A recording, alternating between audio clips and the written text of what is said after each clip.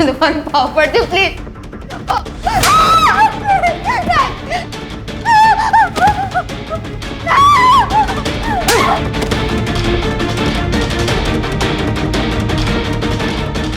नहीं नहीं,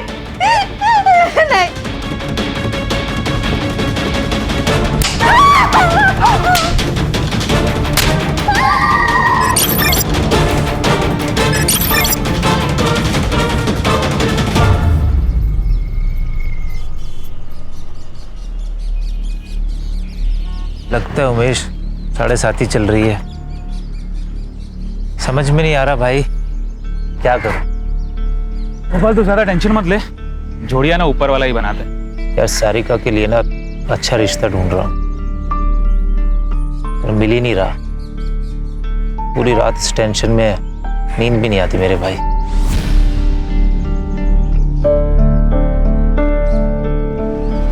मेरी पहचान का पुणे का एक लड़का है, खुद का घर है, अच्छा कमाता है। तो कहे तो बात चलाता हूँ, तू और सारिका उसे और उसके घर को देखा ना।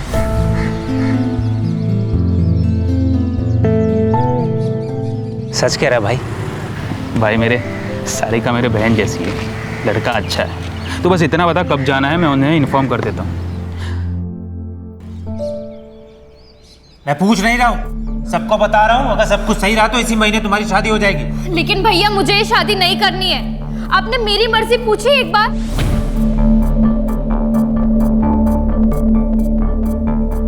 मैं अपनी पसंद से ही शादी करूंगी, बच्ची नहीं हूं मैं। हाँ हाँ हमें पता है कि तू बड़ी हो गई है और तेरे कारनामे भी बड़े हो गए। सुन लड़की, जो तेरे भैया कह रहे हैं ना वो चुपचाप मान ले, उसी में सुखी रहेगी, नहीं तो जिंदगी भर रोती रहेगी।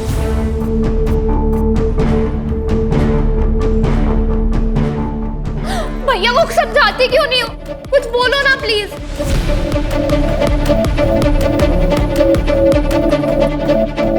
भाई मुझे तो सुबह से सर्दी बुखार है, मैं तो नहीं जा सकती।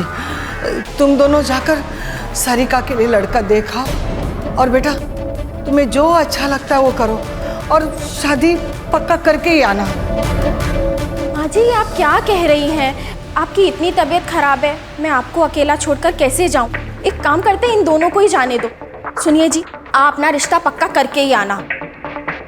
इस नेक काम में देर नहीं होनी चाहिए। हाँ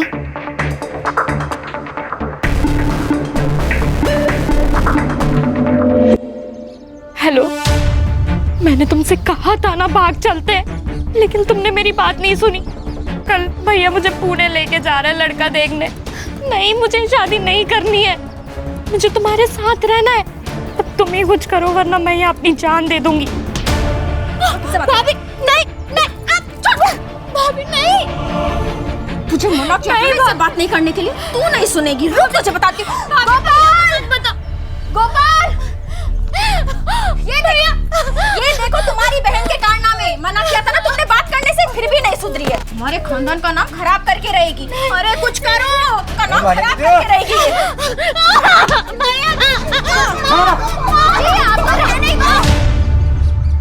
आई अभी नहीं आ सकती मैं, कुछ ही दिनों में मेरे ऑफिसर्स के एग्जाम है। एग्जाम पास कर ली ना, पोस्ट भी बढ़ जाएगी और सैलरी भी।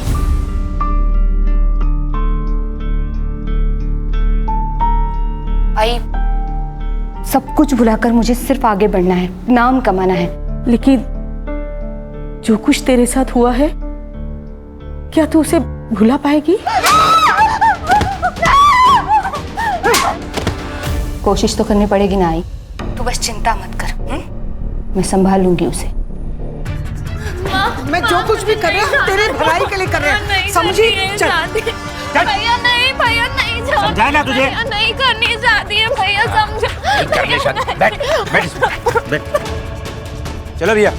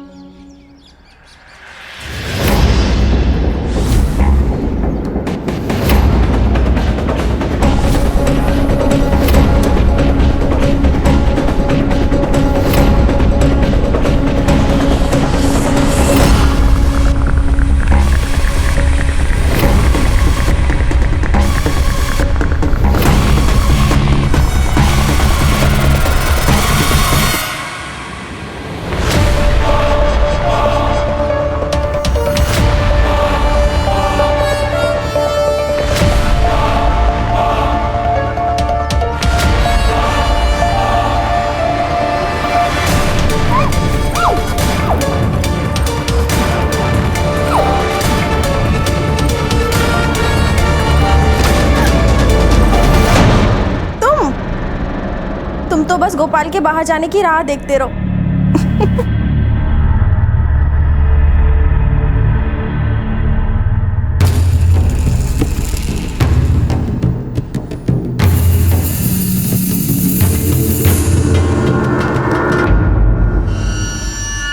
राजू, तू यहाँ क्या कर रहा है? हाँ? निकल यहाँ से, निकल। माँ ये मेरा भी घर है, अगर वो तो आपका बेटा ना माँ। माँ मत बोल मुझे। तेरे जैसा बेटा किसी को ना मिले। दारू, सिगरेट, ड्रग्स सब करता है। ऊपर से तूने वो भी किया जिसे हम किसी को बता नहीं सकते। क्या किया मैंने?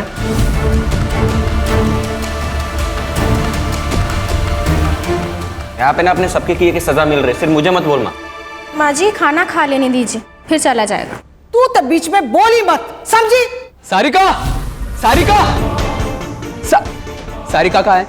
वो अपने मामा के पास गई है। तू निकल यहाँ से। झूठ मत बोलो, मुझे सब पता है। अगर सारिका वापस नहीं आई ना तो पुलिस को बता दूंगा कि आप लोग उसकी जबरदस्ती शादी करा रहे हो।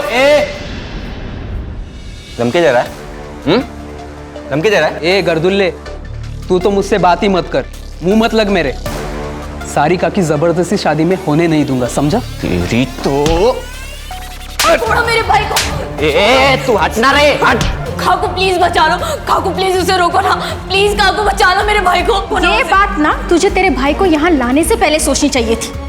छोड़ो मेरे भाई को, छोड़ो ना, छोड़ो, छोड़ो मेरे भाई को, प्लीज छोड़ो उसे, छोड़ो ना, छोड़ो मेरे भाई को, छोड़ो।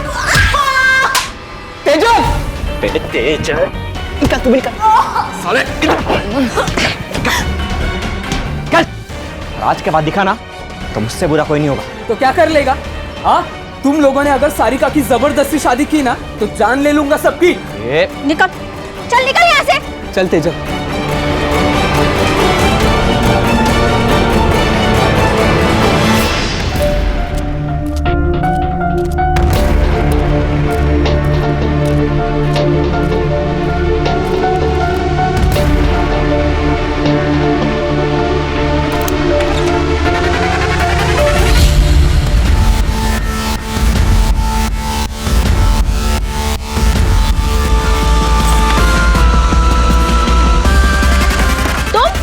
तुम यहाँ क्या कर रहे हो?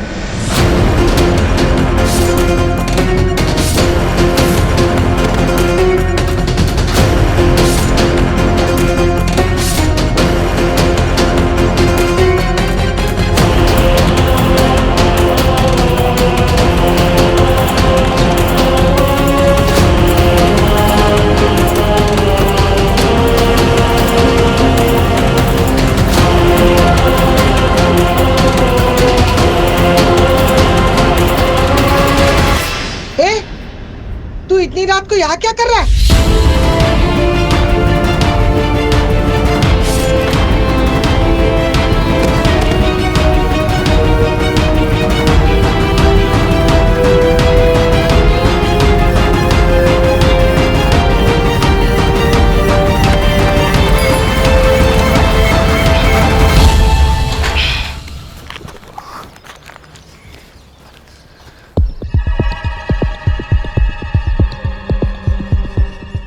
कल का दूध का पैकेट यही पड़ा है।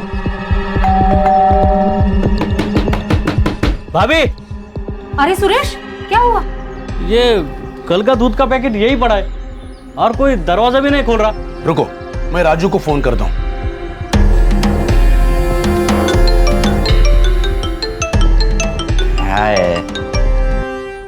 हेलो। अरे राजू, घर में कोई नहीं है क्या? कोई दरवाजा नहीं खोल रहा है। मेरे को क्या मालूम, कहीं गए होंगे। तू फोन रख रहे।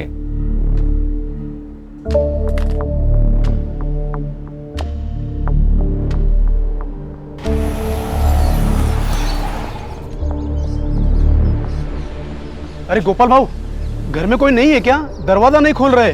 क्या?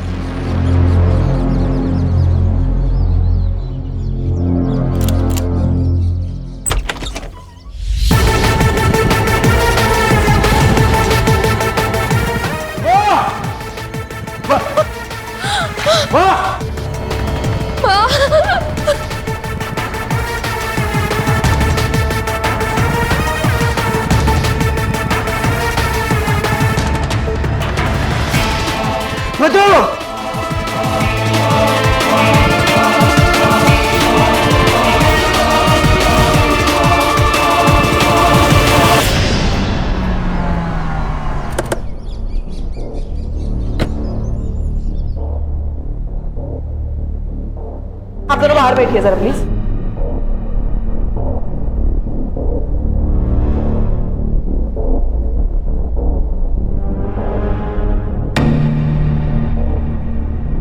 गणेश भाऊ फोर्स एंट्री चेक कर।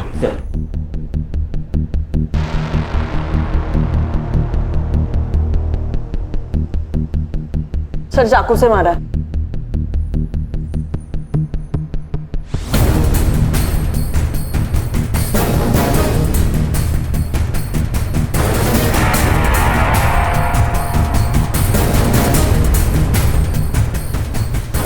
सर चोरी का मामला लग रहा है, कबर्ड खुला है, कोई पैसे गहने कुछ भी नहीं है सर।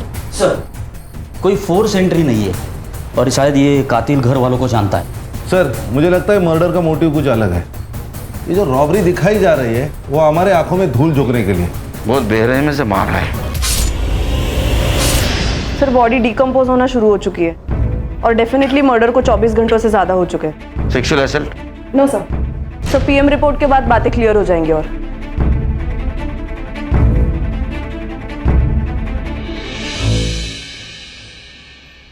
सर लॉक्ड है। आईटी डिपार्टमेंट को भेज दो, डाटा रिकवर करवा। बॉडी को पीएम के लिए भेज दो। जी सर। उसके बाद में पता चलेगा। सर ये मेरी बहन है सारिका। फिलहाल ये रॉबरी का केस लग रहा है, हम लोग इन्वेस्टिगेशन शुरू करते हैं। घर से क्या क्या गया? सर 3 लाख कैश और कुछ ज्वेलरी। कौन कौन रहता है घर में? सर मैं, मेरी बहन, मेरी माँ और मेरी बीवी रहते। एक छोटा भाई है, उसको माँ ने घर से निकाल दिया। क्यों? सर हम मांस मच्छी नहीं खाते। वो सर नॉन वेज, शराब, ड्रग सब लेता है। 4-5 साल पहले वो घर से चला गया था। आता है कभी कभी सर, लेकिन हम में से कोई उससे बात नहीं करता।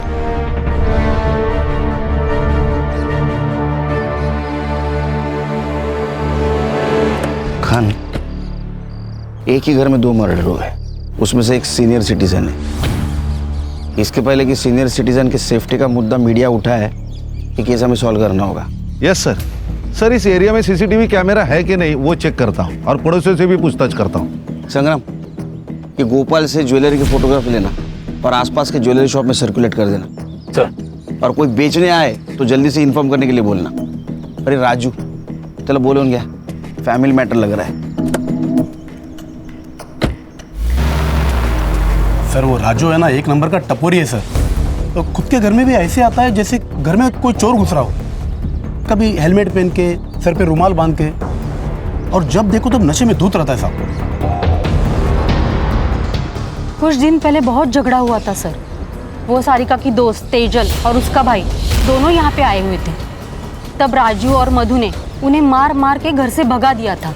क्यों? प्यार का चक्कर था शायद। सारिका की शादी की बात को लेकर झगड़ा हो रहा था। सारिका से दूर रहने की धमकी दी थी मधु ने तेजल के भाई को। आज के बाद दिखा ना तो मुझसे बुरा कोई नहीं होगा। तुम लोगों ने अगर सारिका की जबरदस्ती शादी की ना तो जान ले लूंगा सबकी। गोपाल के ज़्यादा दोस्त नहीं है सर। हाँ एक उमेश नाम का बंदा है, मार्केट में दोनों साथ में काम करते हैं। उसका काफ़ी आना जाना भी है इसके घर पे। साहब मैं तो खुद शॉक्ड हूँ। शांति चाची तो माँ जैसी थी, गोपाल तो मेरे भाई से भी बढ़कर है साहब।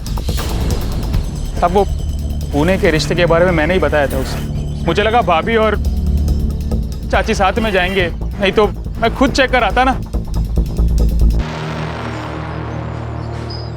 सर मैं अपनी माँ को क्यों मारूंगा? अरे पैसा बहुत बुरी चीज होती है, वो रिश्ते नाते कुछ नहीं देखती। और तू तो ये सुट्टे वाला है ना, गंजेड़ी नशेड़ी बेवड़ा, तेरे ऊपर कैसे भरोसा करेंगे? मैं अपने पैसे की पीता हूँ सर, और अपने फैमिली को मार दो इतना आउट नहीं रहता मैं। अच्छा ये शांति देवी और मधु इसको कब मिला था आखिरी बार? 4 से 5 दिन पहले मिला था। इसके बाद मैं उनसे कभी मिला नहीं। मेरा फैब्रिकेशन का अपना धंधा है। तेरा इतना बड़ा घर है, तू अकेला बाहर क्यों रहता है? आपको क्या करना उससे? तमीज से बात कर। मेरा मतलब है सर कि मेरी लाइफ है, मेरी मर्जी, कुछ भी करो। निकल निकाल। जर जास्त शहाणा है ती कुंडल निकालो। सर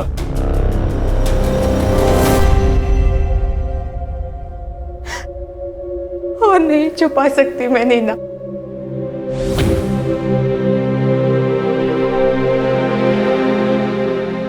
आ गई हो इस सब से। तो क्या सोचा है तूने? यही कि नागपुर ट्रांसफर करवा लेती हूँ आई के पास। तो जो भी फैसला लेगी मैं तेरे साथ हूँ, लेकिन एक बार फिर से सोच ले, तेरी ऑफिसर की एग्जाम होने वाली है कुछ महीनों में। अगले साल अप्लाई कर लूंगी, बस एक बार ये ट्रांसफर हो जाए। इतना आसान नहीं होता है ट्रांसफर होना, तुझे भी पता है, महीनों लग जाते हैं। पता है, लेकिन मेरे पास दूसरा कोई ऑप्शन नहीं है।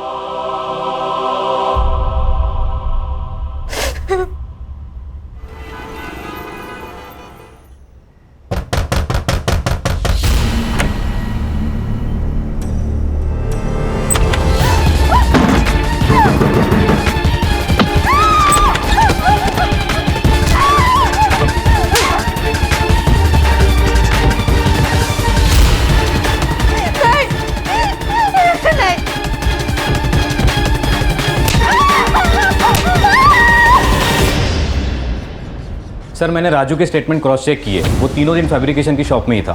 फुटेज भी चेक किए सर। उसने किसी को सुपारी दी होगी, उसके सीडीआर निकालो।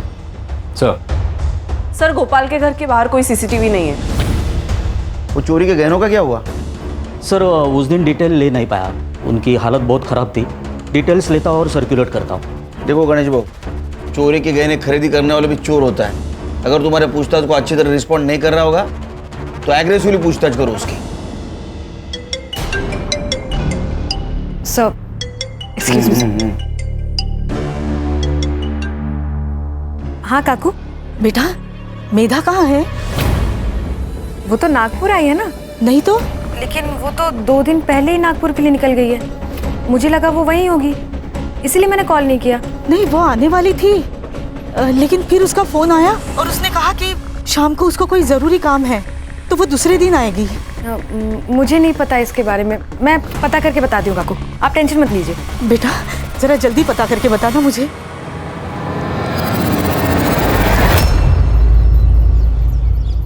मैंने भी उसे 2 दिन से नहीं देखा, क्या हुआ? सब ठीक है ना? नहीं, सब ठीक है। कभी कभार किसी केस के सिलसिले में शहर से बाहर आना जाना पड़ता है। मैं चलती।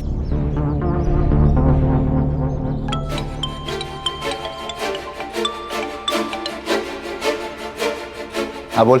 मेधा का 2 दिन से पता नहीं चल रहा है। देख, वो जिंदा रही या मर जाए मुझे कोई फर्क नहीं पड़ता, और सुन, दोबारा मुझे फोन मत करना।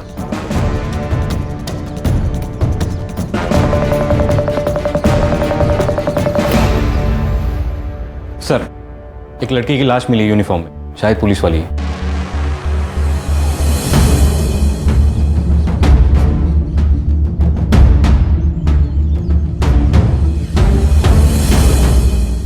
ए, चल चलो पीछे हटो।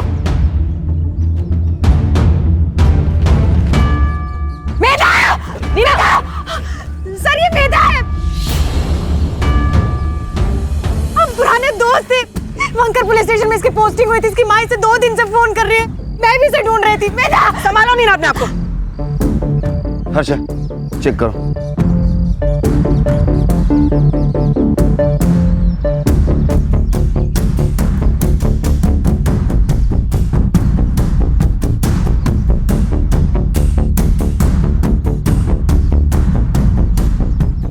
सर गला घोट के मारा गया है इसे। सर एक पुलिस वाली को वर्दी में मार दिया, ये डायरेक्ट अटैक है डिपार्टमेंट पे। इस एरिया में आने जाने वाले हर रास्ते का सीसीटीवी फुटेज कलेक्ट करो। ये कौन है, इसे ढूंढ के निकालो। Right sir. मेधा पहले विरार पुलिस स्टेशन में पोस्टेड थी, वहां उसकी मुलाकात कांस्टेबल प्रमोद से हुई और कुछ ही दिनों में उन लोगों ने शादी कर ली। लेकिन जानवर था वो प्रमोद। प्लीज आगे बताना प्लीज। मेरी बेटी को बहुत मारता था, रात को बिस्तर पे।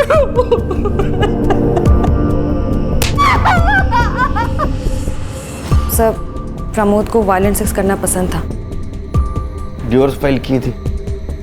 हाँ सर, मेधा ने वर्तक नगर पुलिस स्टेशन में आके डिवोर्स फाइल किया था। यहाँ तक कि वर्तक नगर पुलिस स्टेशन में ट्रांसफ़र भी लिया था, लेकिन वो प्रमोद से बच नहीं पाई। वो उसे यहाँ भी आकर डराता था, धमकाता था। इसलिए मेधा ये सब छोड़कर नागपुर जाने वाली थी। नीना, आइए काकू।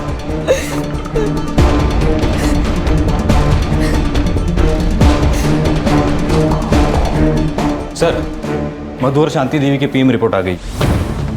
सर, इसके मुताबिक इन दोनों की मौत 16 तारीख को रात 10 से 12 के बीच में हुई थी। किसी शार्प ऑब्जेक्ट से वार किया गया है सर। सेम वेपन है, मार्क्स के निशान। सबके फिंगरप्रिंट्स ले लो और मर्डर स्पॉट पे मिले फिंगरप्रिंट से मैच कर लो। Right sir. सर सर मैं मेधा की मौत के बारे में सोच रहा था। मुझे उसके कॉल डिटेल्स चाहिए जल्द से जल्द। ओके सर, मधु के फोन में ये वीडियो मिला है सर।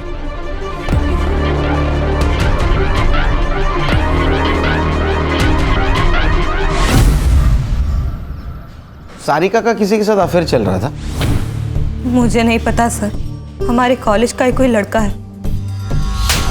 दोस्त थी ना तो उसकी? तुझे नहीं पता? मुझे नहीं पता मैडम।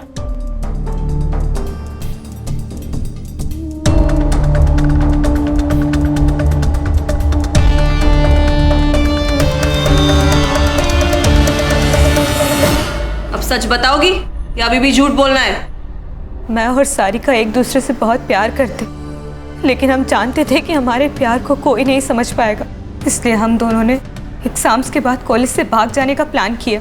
लेकिन उसके पहले ही हमारे परिवार वालों को पता चल गया और उसके परिवार वालों ने उसे बहुत पीटा और उसके बाद उसे लड़का दिखाने के लिए पुणे भी लेके गए। ये चोट कैसे लगी? मधु ने मारा, इसलिए तूने और तेरे भाई ने मिलकर उसको मार दिया? नहीं सर, मैं और सारिका एक दूसरे से प्यार करते हैं। एक दूसरे के लिए हम जान दे सकते हैं, लेकिन किसी की जान नहीं ले सकते। पिछले 4-5 दिन कहाँ थी तुम? मैं कैफे रुद्रांश में काम करती हूँ, सुबह से शाम वहीं रहती हूँ। ठीक है, जाओ, जरूरत पड़े तो फिर से बुलाऊंगा। जी सर।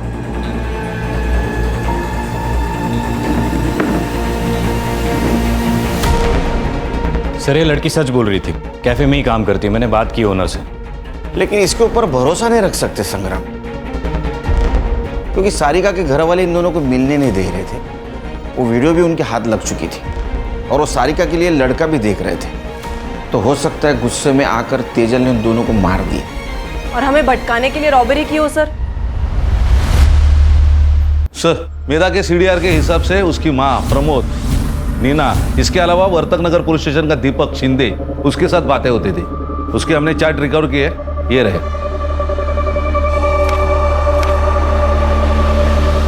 बोला उसको। सर, मेधा ने प्रमोद की वजह से ही ट्रांसफर लिया था, लेकिन प्रमोद उसे फिर भी परेशान कर रहा था। उसने खुद बताया तुमको? नहीं सर, उसने नहीं बताया, लेकिन मैंने एक दिन उसके हाथ पे बेल्ट के निशान देखे थे।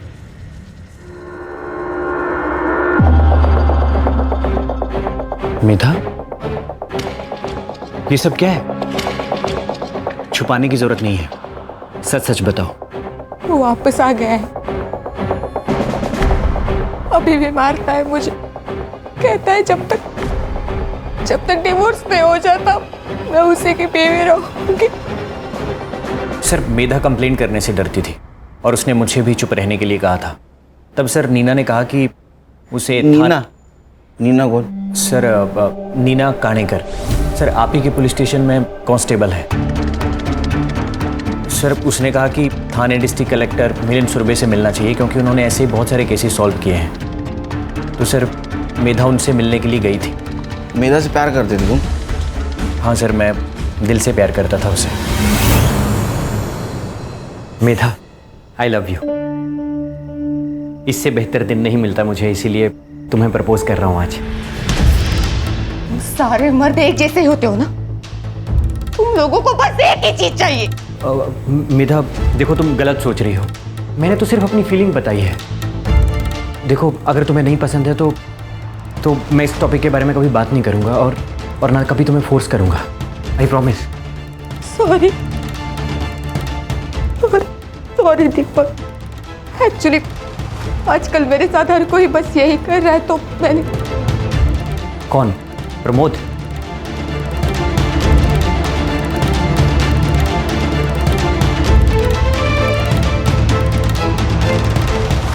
मिलिंद सुरभि। तुम टेंशन बिल्कुल मत लो, मैं सब कुछ संभालूंगा। मैं हूं ना, बस तुम मेरा ख्याल रखना। सर छोड़िए, क्या कर रहे हैं सर? उस दिन अगर उसकी बीवी नहीं आती तो पता नहीं वो मेरे साथ क्या कर देता। मैं दीपक बस मैं नागपुर जाना चाहती हूँ आई के पास। मुझे किसी पे भरोसा नहीं, किसी पे विश्वास नहीं, मुझे यहाँ नहीं रहना। ये मेधा ने कब बताया तुम्हें? सर 4 दिन पहले। सर वो एडमिन को 2 लाख रुपए भी देने वाली थी ट्रांसफर के लिए। और सर मेधा ने यह भी कहा था कि वो अपनी ज्वेलरी बेचने जा रही है। तुम कहाँ थे पिछले 4 दिन? सर मैं बर्तक नगर में था सर, MLA की सिक्योरिटी में। ठीक है, जरूरत पड़ी तो फिर से बुलाऊंगा। ठीक है, थैंक यू सर। जय जय। तुमने मेधा को मिलिंद सूर्य के पास भेजा था, बताया नहीं? सर मुझे बात इतनी बड़ी नहीं लगी। मिलिंद सर काफ़ी अच्छे इंसान हैं। उन्होंने मेरी प्रॉपर्टी डिस्प्यूट में हेल्प की थी तो इसलिए मैंने उसे रिकमेंड किया। उसी मिलिंद सुरवे ने मेधा का एडवांटेज लेने की कोशिश की थी। सर मेधा ने मुझे इस बारे में कुछ नहीं बताया। उन्होंने तुम्हारे कभी? नहीं सर, नो वे। खान, तुम और हर्षा मधु और शांति देवी की केस पे काम करो। सर। मैं संग्राम और नीना मेधा के केस पे काम करते हैं। ये सब झूठ है। रोज़ाना कई औरतें आती हैं मेरे पास हेल्प करने के लिए। आप किसी से भी पूछ सकते हैं। अब जब वो इंसान ही नहीं रहा तो उसके कंधे पे बदनामी की बंदूक रखकर कोई भी गोली चला सकता है। आपने उसके साथ जबरदस्ती नहीं की। आई नो, हम दोनों बेडरूम में ही थे, लेकिन आपको बताना चाहूँगा कि मेरे बेडरूम में ही मेरा स्टडी टेबल था, इसलिए मैं वहीं पर था। इसलिए मेधा भी वहीं पर आई, बात की और चली गई। ठीक है सर, थैंक यू।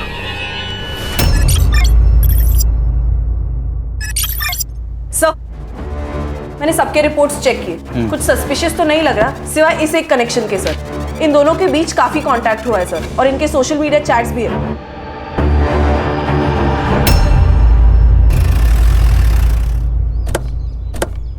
कुत्ते की दुम साल भर पाइप में डाल के रखो तो भी टेढ़ी की टेढ़ी रहती है। ये मिलिंद कुत्ते की दुम है सर। खूबसूरत जवान लड़की को देखते ही कि उस पर अपनी बुरी नजर डालना शुरू कर देता है। वो मेघा, वो अक्सर हमारे घर आया करती थी, खासकर तब जब मैं घर पे नहीं होती थी। मेधा, हर रिश्ते को एक मौका देना होता है। तुम भी अपने रिश्ते को एक मौका दो। जानो प्रमोद क्या चाहता है। प्रमोद तुम्हारा हाथ पकड़ना चाहता है, तुम्हें गले लगाना चाहता है, तुम्हें किस करने की कोशिश करना चाहता हूँ। सर छोड़िए, सर क्या कर रहे हैं सर? छोड़िए प्लीज। मैं तो बता रहा हूँ कि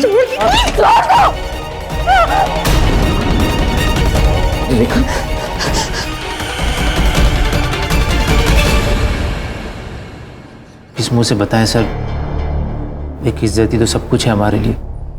मधु को सबसे पहले उसके बारे में पता चला, उसके बाद उसने माँ को बताया। माँ मैं बीमार नहीं हूँ, किसी को लड़के पसंद होते किसी को लड़की, इसमें कुछ गलत बात नहीं है और ये तो नेचुरल है ना माँ। तेरा दिमाग ठिकाने पे है क्या? क्या बोल रही है? अरे हम समाज में क्या मुंह दिखाएंगे? मुझे समाज की परवाह नहीं है माँ, बस आपको और भैया को मंजूर हो इतना काफी है मेरे लिए। पूरे खानदान का नाम मिट्टी में मिला दिया। समाज थूके मारे ऊपर। बोल आज के बाद नहीं मिलेगी उससे। बोल। मैं मिलूंगी, 10 बार मिलूंगी, 100 बार मिलूंगी। उसने हमारी बात नहीं मानी। शादी के अलावा हमारे पास कोई ऑप्शन नहीं थी। तुम्हें क्या लगता है तेजल ने इस बात का गुस्सा निकाला होगा? हाँ सर, उसको पाने के लिए कुछ भी कर सकती है, जान भी ले सकती है। सर माँ और भाभी को मार के हमें क्या मिल जाता? हमें तो भागना था यहाँ से। हमने सब कुछ प्लान कर लिया था, बस एक अच्छे मौके की तलाश में थे हम दोनों। और वो मौका तुम्हें शांति देवी और मधु की वजह से नहीं मिल रहा था, इसलिए तुमने और उसने मिलके उन दोनों को मार दिया। लेकिन आप मुझ पे क्यों शक कर रहे हैं? आप जाके गोपाल भैया से पूछताछ करिए ना, उन्होंने ही मारा होगा उन दोनों को। लेकिन वो तो तुम्हारे साथ था ना? हाँ हम साथ गए थे यहाँ से, लेकिन दूसरे दिन गोपाल भैया पूरा दिन गायब थे। अगली सुबह आए फिर मैंने पूछा कहाँ गए थे तो कुछ नहीं बताया। और वैसे भी उनके पास तो मोटिव भी था दोनों को मारने का। मोटिव? क्या मोटिव था?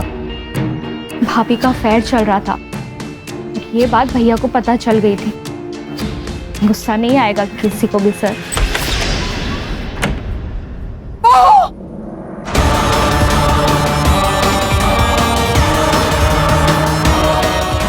सब क्या नाटक लगा है तुम लोगों ने? मुझे शर्म नहीं आई ये सब करते हुए? बताओ बताओ गोपाल को ये सब तू कर रही थी? बता दो, डरती नहीं हूँ उससे। वैसे भी मैं राजू के साथ अपनी मर्जी से सोती हूँ, वो मेरे साथ कोई जबरदस्ती नहीं करता। तू गोपाल की बीवी है, बीवी और शादीशुदा औरत।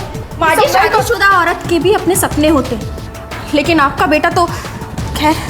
क्या कमी है मेरे बेटे में? आप खुद ही जाके उससे पूछ लो ना। फिर बहुत ज्यादा झगड़ा हुआ उस दिन माँ और भाभी के बीच, इसलिए इसी गुस्से में बदला लेने के लिए मेरे कमरे में एक मोबाइल छुपा दिया और फिर वीडियो निकाल लिया ताकि सबका ध्यान वहां से भटक के मेरे ऊपर आ जाए। वो वीडियो देख के माँ तो चुप रही। तभी शायद गोपाल भैया को कुछ नहीं बताया, पर सर मुझे ऐसा लगता है ना कि गोपाल भैया को पहले से ही सब कुछ मालूम था। क्या रे, डोमेस्टिक वायलेंस करना क्राइम है, पता नहीं तेरे को? सर मुझे वायलेंट तरीके से सेक्स करना अच्छा लगता है सर।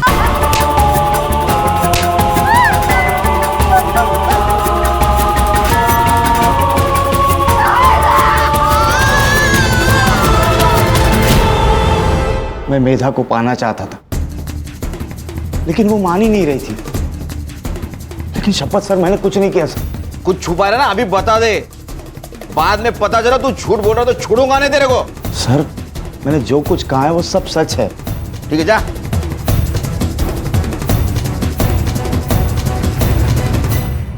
सर 16 तारीख को गोपाल की सेलफोन लोकेशन पुणे के किसी आउटस्कर्ट्स एरिया में थी।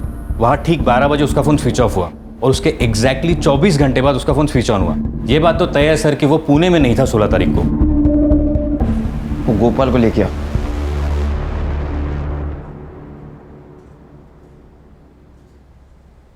देख गोपाल, तेरे सीडीआर से हमें पता चला है कि तू 16 तारीख को पुणे में नहीं था, तेरा फोन स्विच ऑफ था। कहाँ गायब हुआ था?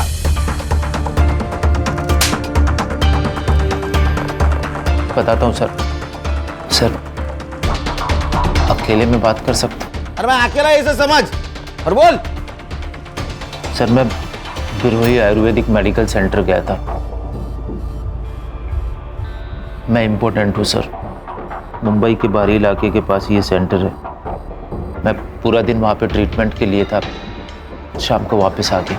पर तू पहले क्यों नहीं बताया ये बात सर मैं कैसे सबको बता सकता था? सर मधु को भी ये बात शादी के बाद पता चली और हमारे बीच में कभी कोई संबंध नहीं था। और जब मैंने मधु और राजू को एक साथ बिस्तर पे देखा, पागल सा हो गया सर। पर मैं करता भी क्या सर?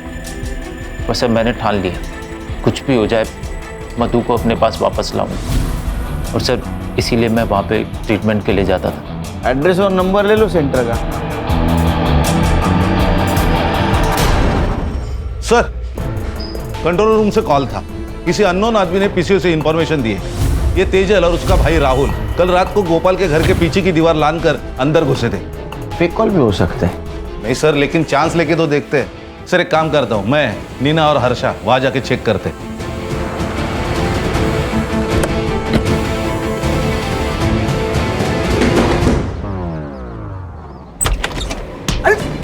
क्या हुआ? अरे आप लोग बैठ बैठ। एक बात बता, 16 तारीख को तू और तेरी बहन गोपाल के घर में क्यों घुसे थे? सर हम लोग तुझसे पूछा क्या?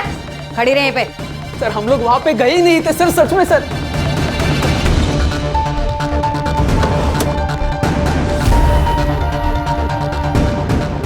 सर आप भरोसा कीजिए, हम कहीं नहीं गए थे उस दिन। तो फिर ये सब ज्वेलरी कहाँ से मिली? हाँ, ये कहाँ से मिला आपको?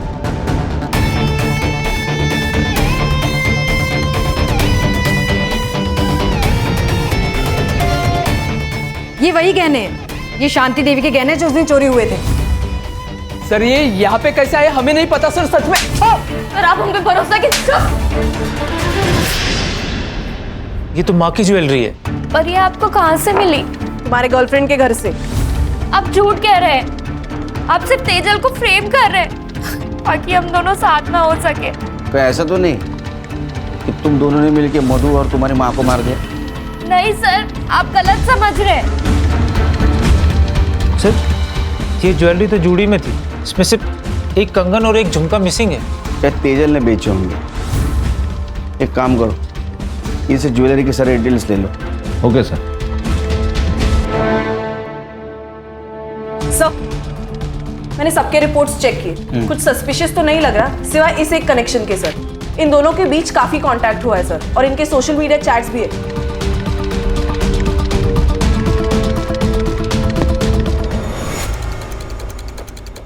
कॉल डिटेल्स और चैट डिटेल्स मिलिंद के साथ अफेयर चल रहा था ना तुम्हारा 1 साल से?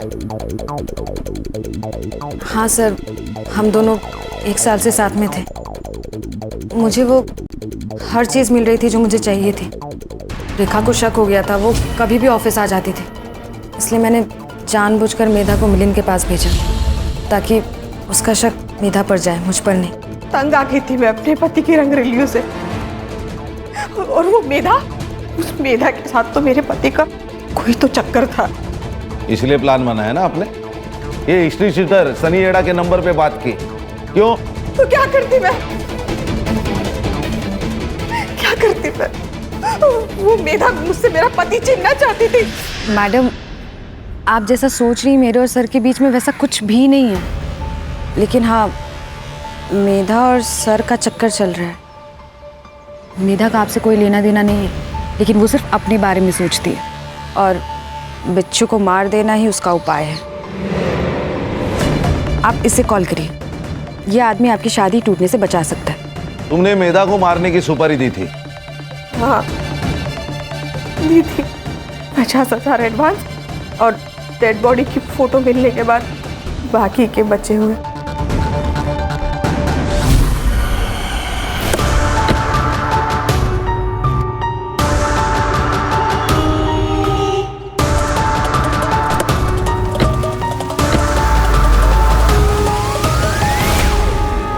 साहब मैंने रेखा मैडम से 1 लाख रुपए लिए थे, और मेधा जब ज्वेलरी शॉप से निकल रही थी तो मैं उसका पीछा कर रहा था। मैं उसका पीछा कर रहा था और वो किसी और का पीछा कर रही थी।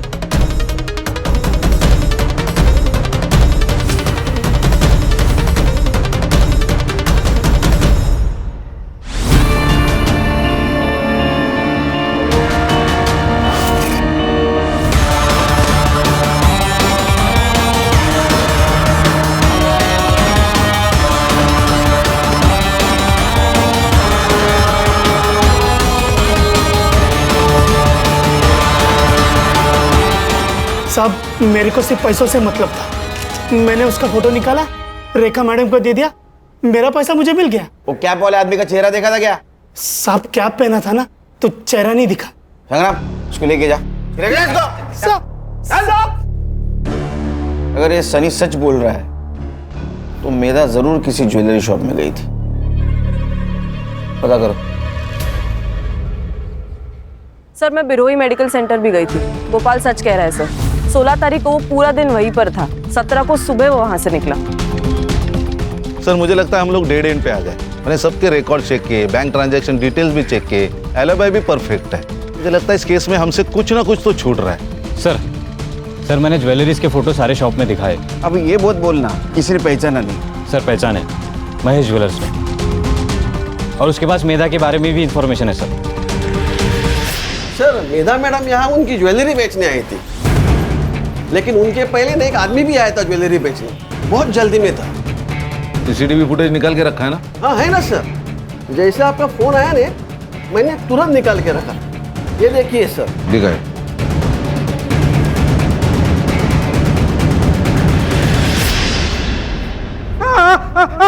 बताता हूँ बहुत कर्जा हो गया था, एक नया बिजनेस स्टार्ट किया था, फ्लॉप गया। गोपाल मेरा बहुत अच्छा दोस्त है, मुझे सब बताता था। तो उसने बताया था कि चाची ने सारिका की शादी के लिए 3 लाख के गहने बचा के रखे। तभी प्लान बनाया कि उन लोगों को पुणे बेचकर घर लूटूंगा। चाबी कहाँ से मिली? साहब जो बिजनेस फ्लॉप गया ना, वो ताले चाबी का बिजनेस था। होशियार निकला। मैं गोपाल के घर की चाबी की डुप्लीकेट की बनाने के लिए रात को उसके घर गया था और वहीं बैठ के मैंने चाबी बनाई।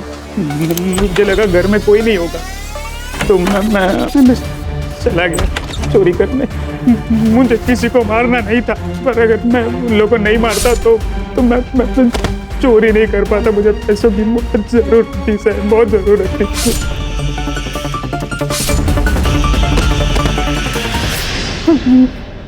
मुझे तेजल का सारा मैटर पता था।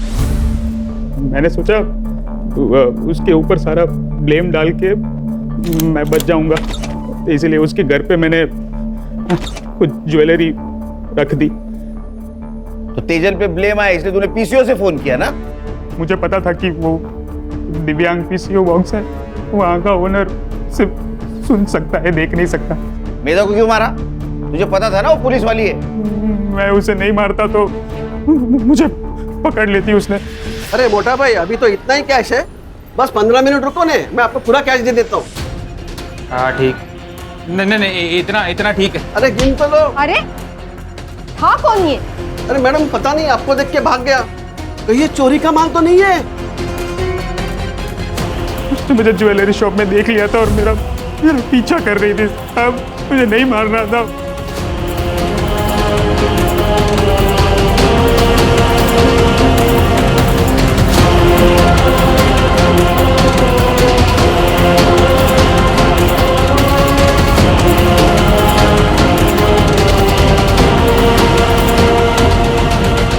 तूने मधु और शांति देवी के साथ साथ एक पुलिस वाली को भी मारा है, वो भी ड्यूटी पे थी उसको।